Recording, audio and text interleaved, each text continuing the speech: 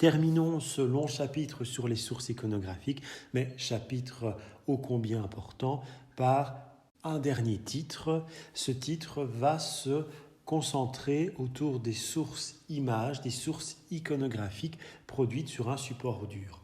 Nous avons vu en effet toute une série de sources qui étaient produites sur un support souple. Tapisserie, papier, toile. Ici donc, quelques exemples d'œuvres iconographiques sur support dur.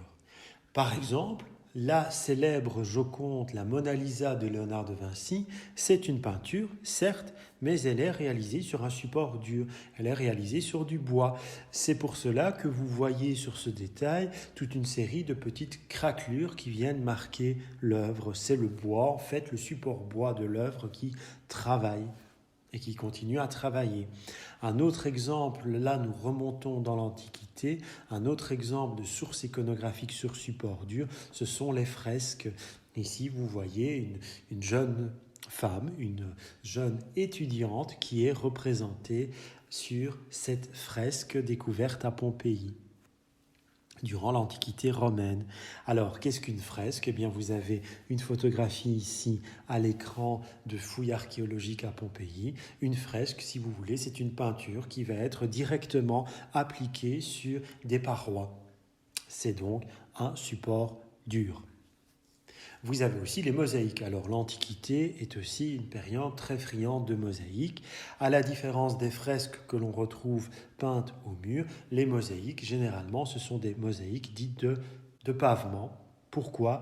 Eh bien parce que vous avez des petites pièces en pierre qui vont être associées comme un puzzle pour former une image. Et cette association de petites pièces, de petites pierres, elle va se faire au niveau du sol. Donc ici, vous avez deux exemples découverts à Pompéi, à l'entrée de deux villas antiques de Pompéi. Alors c'est très amusant. Vous avez deux chiens qui semblent quelque peu féroces, qui sont représentés à l'entrée de cette maison. Eh bien, c'est un symbole qui existe encore aujourd'hui. Ça signifie en fait qu'il existe vraisemblablement un chien, un molosse dans la maison qui monte la garde et qui protégera les propriétaires de la maison contre des visiteurs malveillants. Vous retrouvez ce symbole encore aujourd'hui dans nos rues parfois. Sur une façade, on voit un petit autocollant où on affiche la photographie d'un chien avec par exemple ce message « Attention, je monte la garde ». Eh bien, vous voyez, cette représentation de l'époque contemporaine, ça ne date pas d'hier, ça date de l'Antiquité et on la retrouve déjà durant les premiers siècles, avant et après Jésus-Christ. Une autre forme de peinture, donc de source iconographique sur support dur, ce sont bien entendu les fameuses peintures rupestres et pariétales que l'on retrouve à la préhistoire. Ici, vous avez une photographie de l'une des grottes de Lascaux. Lascaux, ça se situe dans le Périgord, en France.